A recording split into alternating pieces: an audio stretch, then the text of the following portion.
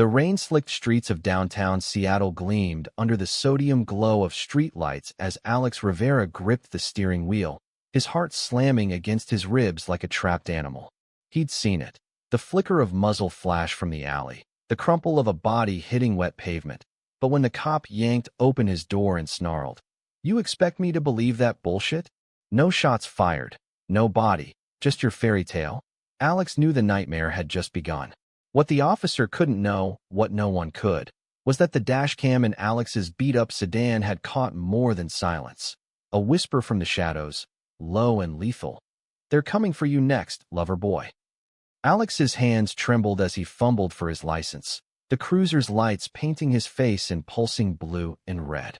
Officer Harlan Tate loomed over him, a wall of khaki and bulk, his mustache twitching with disdain. "Step out," Tate barked, his voice cutting through the downpour like a blade. Alex complied, boots splashing into puddles that mirrored the chaos above. The air smelled of exhaust and ozone, the kind of night that clung to your skin and whispered secrets you wished you'd never heard. "You queer types always got a story," Tate muttered, just loud enough to sting, his eyes raking over Alex's faded band tee and the rainbow pin on his jacket lapel. It wasn't the first time Alex had felt that gaze, the one that stripped you bare, judged your worth in a heartbeat. Growing up in the Mission District of San Francisco, then fleeing to Seattle for a fresh start, Alex had built walls higher than the Space Needle. But tonight, those walls cracked under the weight of Tate's skepticism. "I swear, I saw a guy get shot. Black hoodie, tall, right there in the alley. Call it in, please." Tate snorted, cuffing Alex's wrists with a roughness that bordered on malice. "Shots fired? In broad daylight. Wait, it's night, same difference. You're drunk or high, kid. Or maybe just looking for attention." He shoved Alex toward the cruiser, the cold metal biting into his cheek as he was pressed against it. Alex's mind raced back to Jordan, his partner of 3 years, waiting at their cramped apartment in Capitol Hill with takeout gone cold and a bottle of Pinot half empty. Jordan, with his easy laugh and the way he traced Alex's scars from old fights with fists and words from a family that had disowned him for loving a man. How would Jordan react to this? Another headline in the making: "Gay man falsely accused, community on edge." As Tate radioed in the stop, static crackling like distant thunder, Alex's eyes darted to his car. The dashcam, a cheap model he'd installed after a string of break-ins targeting queer bars, blinked innocently from the windshield. If only Tate would check it. But the cop was already spinning his yarn, vagrant causing a disturbance, no crime committed.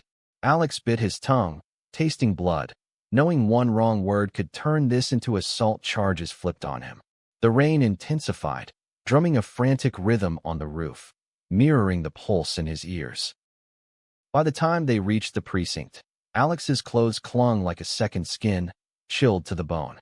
The holding cell smelled of bleach and despair, fluorescent lights buzzing overhead like angry hornets. Tate dumped him there with a final glare. "Sit tight, liar. We'll see what your story holds up to." Alex slumped onto the bench, knees drawn up, replaying the alley in his mind. The victim, mid-40s, maybe, face obscured but for the terror in his eyes as he turned toward the car. And that voice afterward, slithering from the dark. "They're coming for you next, lover boy." It wasn't random. It felt personal, laced with a venom that twisted his gut. Hours blurred into a monotonous gray. Alex dozed fitfully, dreams haunted by Jordan's face morphing into the alley strangers. When the door finally clanged open, it wasn't Tate but a detective, Elena Vasquez, sharp-eyed and no-nonsense, her badge glinting like a promise. "Rivera? Your dashcam footage just hit my desk. Care to explain why Officer Tate's report doesn't match?" Alex straightened, hope flickering amid the exhaustion. "I told him what I saw. He didn't listen." Vasquez nodded, her expression unreadable. "The video shows the shot, clear as day. Body drops. And then, that audio." She paused, glancing over her shoulder as if the walls had ears. "It's not just evidence. It's a threat, directed at you." Alex's breath caught. Lover boy. Only Jordan called him that, in whispers during stolen moments. But Jordan was safe at home. Or was he? The detective's radio squawked, urgent voices overlapping. "We need to move you. Now."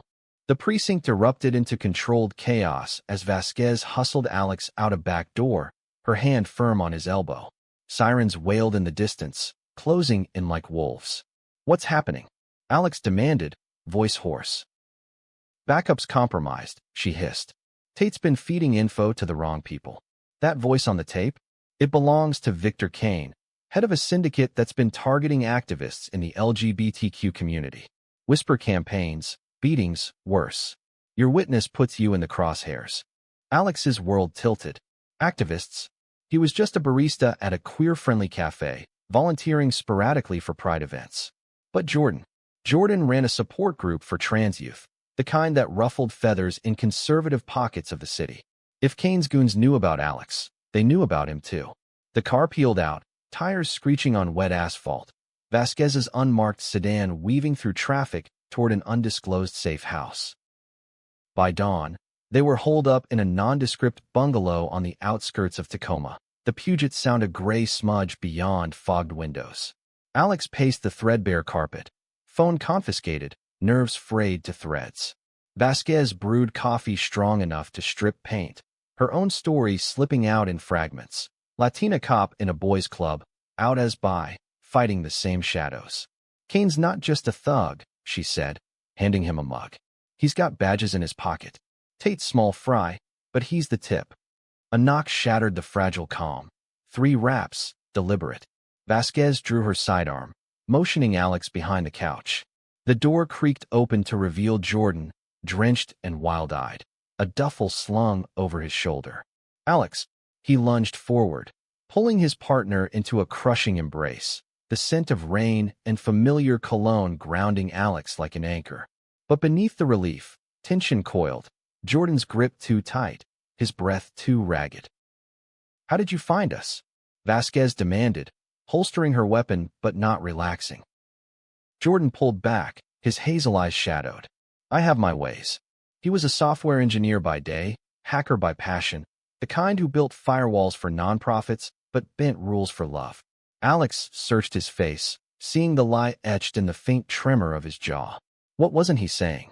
As the day wore on, the safe house became a pressure cooker of revelations. Vasquez pieced together the puzzle. The victim in the alley was Marcus Hale, a whistleblower who'd been leaking Kane's files, docs proving the syndicate's ties to anti-LGBTQ hate groups, funding reparative therapy fronts and worse. Hale had reached out to Jordan's support group weeks ago, terrified. "He mentioned you," Vasquez told Alex. "Said he had proof that could burn Kane's empire. But someone got to him first." Jordan stiffened, fiddling with his phone. "I told him to lay low. He wouldn't listen." Guilt laced his words, thick as the coffee dregs. Alex reached for his hand, fingers intertwining, a silent vow amid the storm. Their love had always been a quiet rebellion, stolen kisses in dive bars, late-night talks about futures unmarred by judgment. Jordan, non-binary and unapologetic, had taught Alex to embrace the colors of his own identity, pulling him from the ashes of a youth spent hiding. But now, that love felt like a target painted on their backs. Night fell heavy, the safe house groaning under wind gusts. Vasquez stepped out for a supply run, leaving them alone with the weight of unspoken fears. Alex turned to Jordan, voice barely above a whisper.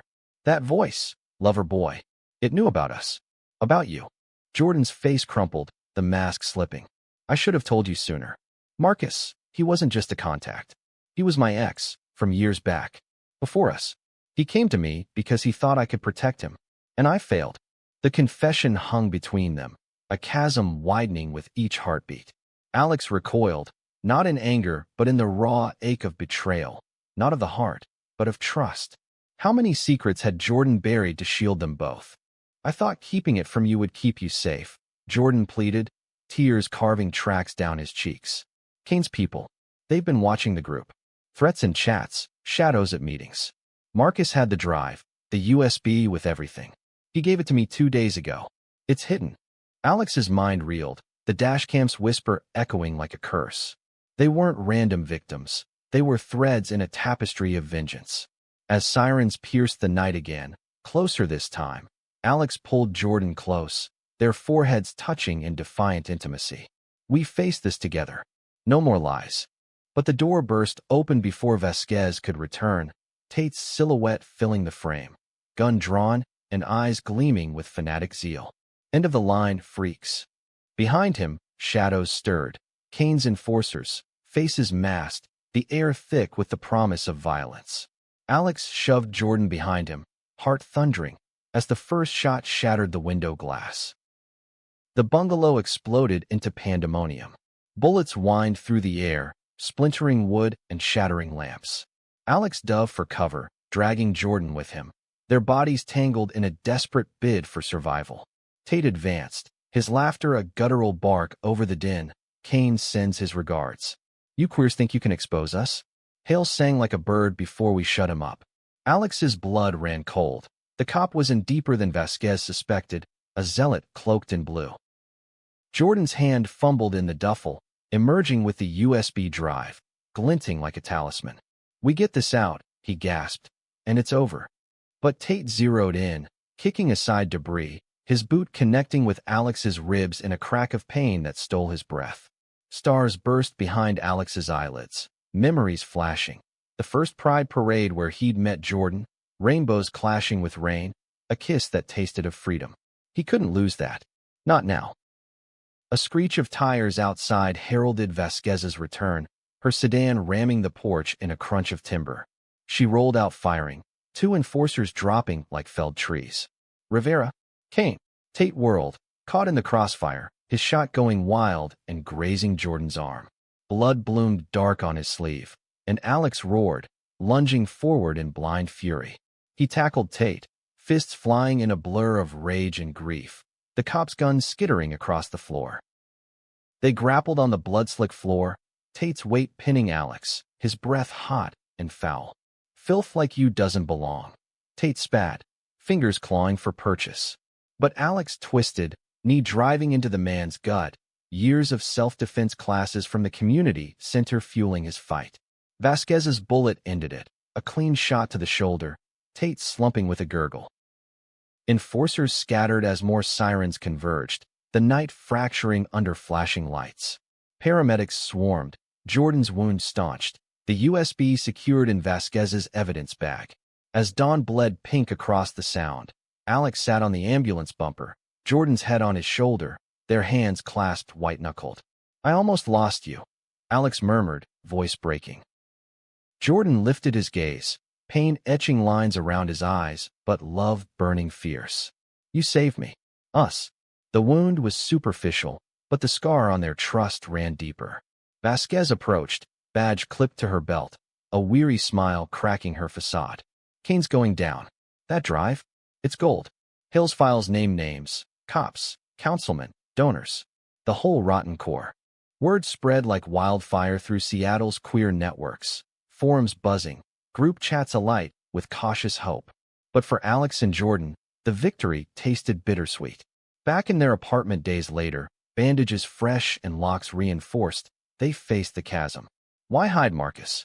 Alex asked, not accusing, but needing the truth to rebuild. Jordan sighed, tracing the rainbow pin on Alex's jacket. Fear.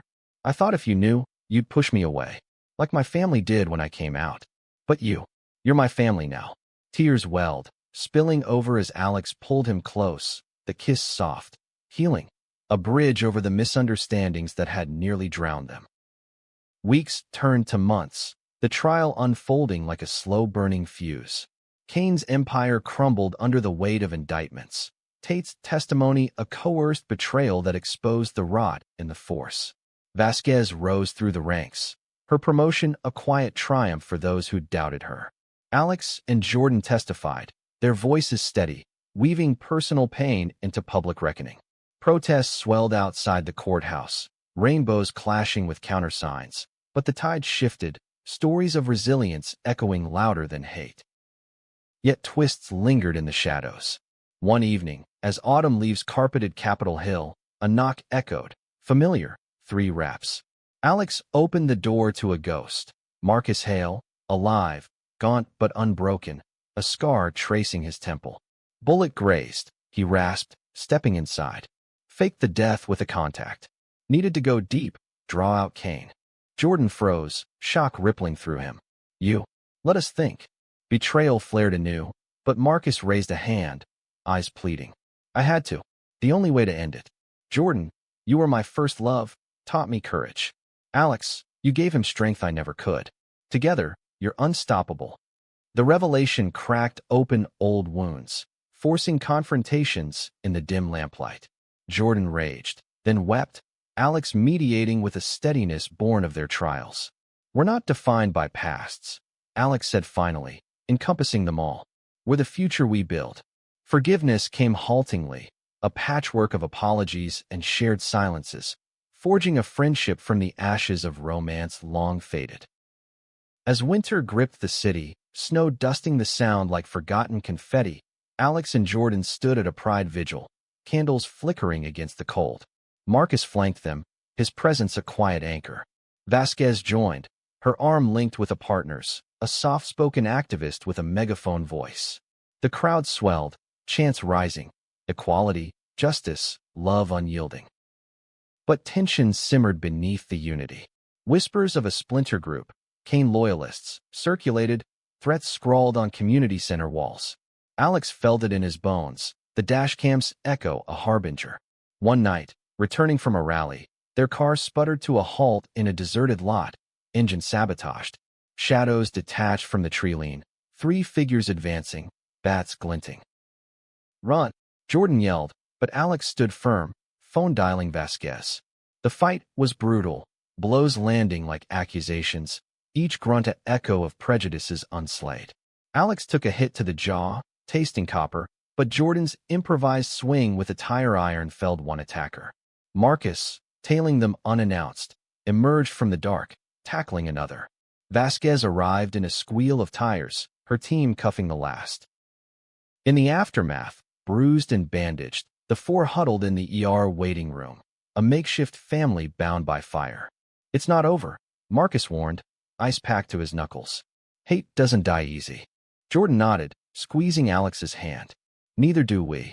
Their eyes met, a depth of understanding forged in conflict, a love that had weathered lies, losses, and the world's sharp edges. Alex leaned in, forehead to forehead, the simple act a declaration. Through every twist, every feared voice, they endured. Spring thawed the city, cherry blossoms rioting pink against steel skies. The trials concluded with convictions rippling outward, reforms in the department, funding for support groups, a mayoral pledge to queer safety. Alex quit the cafe, channeling his fire into advocacy, co-founding a hotline with Jordan and Marcus. Vasquez became a mentor, her story inspiring recruits who looked like them. Yet the deepest arc unfolded in quiet moments. Alex confronted his own prejudices, the internalized doubts that had made him question Jordan's secrets, mirroring the world's cruelty. Therapy sessions, raw and revealing, peeled back layers, emerging stronger, more whole. Jordan, too, shed the weight of protection as control, learning vulnerability as power. One golden afternoon, atop Cary Park with the skyline sprawling below, Alex dropped to one knee, not with a ring, but a vow. Marry me? Not for papers, but for us, against the storms. Jordan's yes was a sob, their embrace silhouetted against the setting sun, a testament to love's tenacity. The voice they'd feared? It faded to a whisper, drowned by choruses of acceptance. But in Seattle's ever-rainy heart, they knew. Every dawn carried potential thunder. And together, hand in hand, they'd face it, unbroken, unafraid.